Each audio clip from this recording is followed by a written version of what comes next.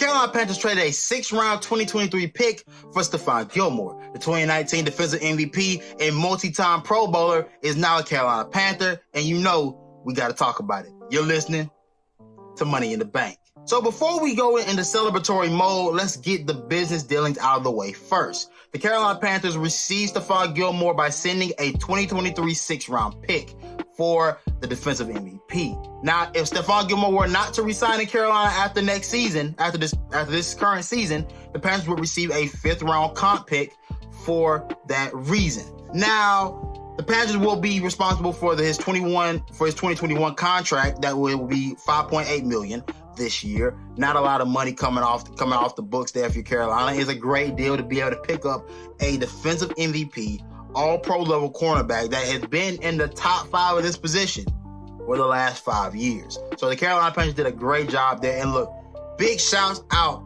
to Big Scott. You know what I'm saying? Big Scott. That's what we calling him now. Big Scott Fitterer for getting this thing done and staying true to his word that we would be in on every deal. That's what I've loved about him since he's gotten here. Think about 2018 to 2020. The Carolina Panthers made 11 trades from 2018 to 2020. We've had 13 trades be made in the first season of Scott Fitterer being the general manager. And the man seems to have a plan, listening to his pressure. They still have a plan moving forward with all of the things they want to do with the money, the guys they want to pay in the future, other deals they want to get done as far as free agents or possible free agents coming up in the upcoming season. I mean, the Carolina Panthers seem to be moving in the right direction, and we seem to have a plan. And that's one thing we haven't been able to say in a very long time, is that we have a plan and we have a way to execute said plan. This wasn't a master, and it came from the horse's mouth, Scott Fitterer. He said this wasn't a master plan. This was just an opportunity to pick up a great player and add him onto a team that we think is good. But mind you, he did not go into details of saying we can win now. What he did say is that we want to win every week. And that's the goal. Be 1-0 every week. And that's all you really can ask for. And now let's move into the celebration. Stand by.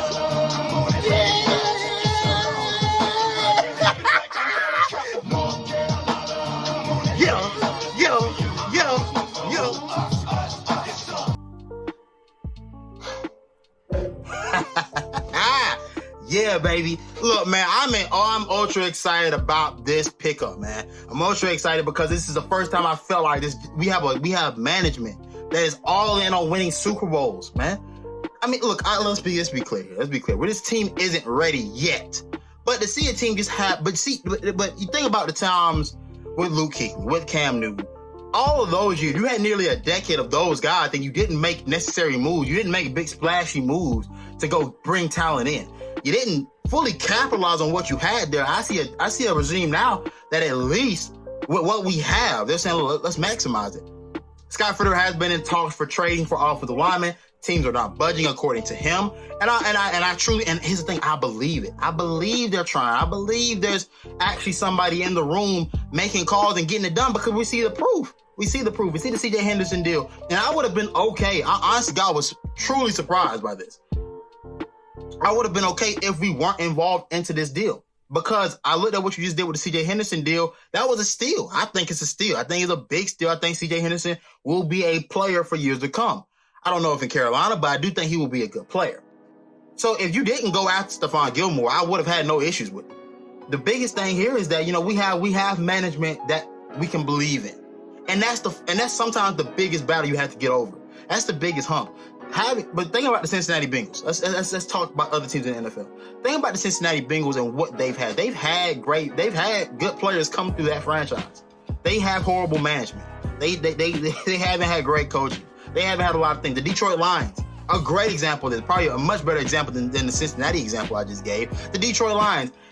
You had Matt Stafford, who now looks like a lively quarterback again now in Los Angeles. You had Calvin Johnson, Megatron, probably a top 5 receiver talent in this game.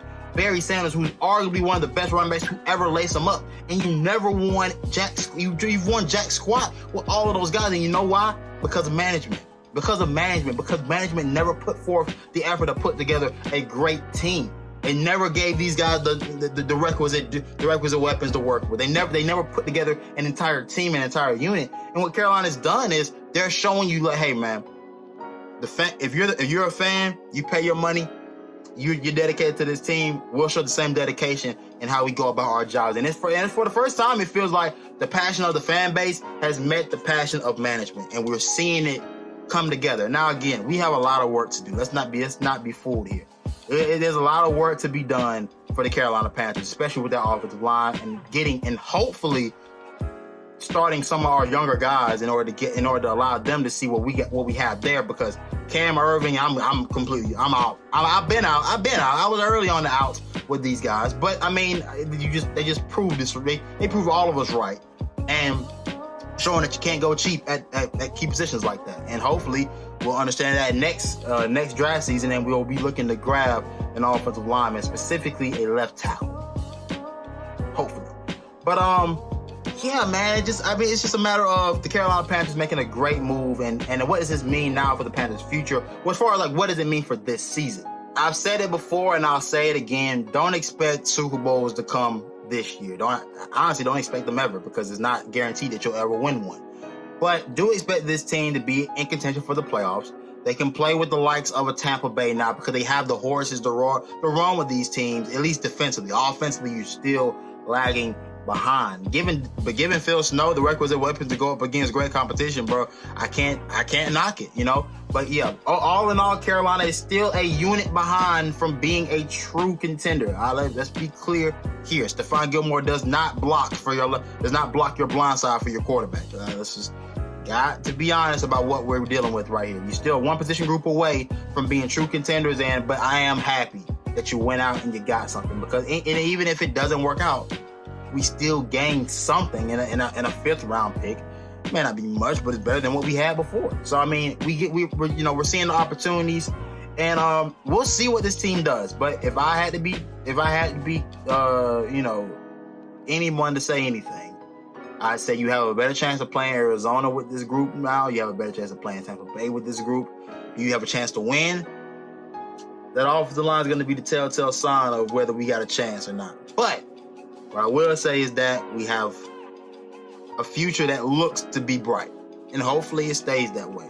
And until then, it's your boy Shanti Stewart, P1N Network, P1N Nation, and I'm out.